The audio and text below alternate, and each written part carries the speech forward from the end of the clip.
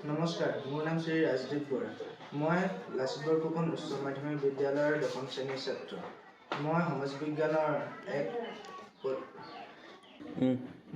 বিজ্ঞানৰ এক আৰ্হি প্ৰস্তুত কৰিছোঁ, যাৰ দ্বাৰা বিভিন্ন পৰ্যটনস্থলীসমূহ প্ৰদৰ্শন কৰিব পৰা যাব।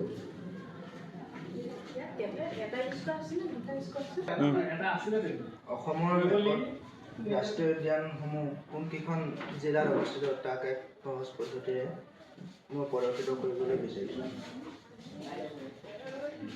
অসমৰ ৰাষ্ট্ৰীয় উদ্যানসমূহ চিৰাং, বাক্সা, ওদালগুৰি, শোণিতপুৰ, নগাঁও, গোলাঘাট, ডিব্ৰুগড় আৰু তিনিচুকীয়া জিলাত অৱস্থিত। অসমৰ তৈল শোধনাগাৰসমূহ বঙাইগাঁও, কামৰূপ মেট্ৰ', গোলাঘাট আৰু তিনিচুকীয়া জিলাত অৱস্থিত। অসমৰ বুৰঞ্জী প্ৰসিদ্ধ ঠাইসমূহ শোণিতপুৰ, মাজুলী, চৰাইদেউ আৰু শিৱসাগৰ জিলাত অৱস্থিত।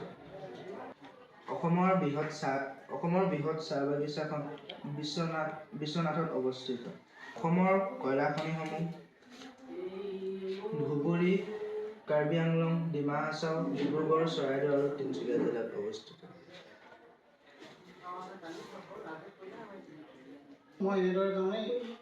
অসমৰ মানচিত্ৰৰ দ্বাৰা বিভিন্ন পৰ্যটনস্থলীসমূহ এক সহজভাৱে দেখুৱাবলৈ বিচাৰিছোঁ।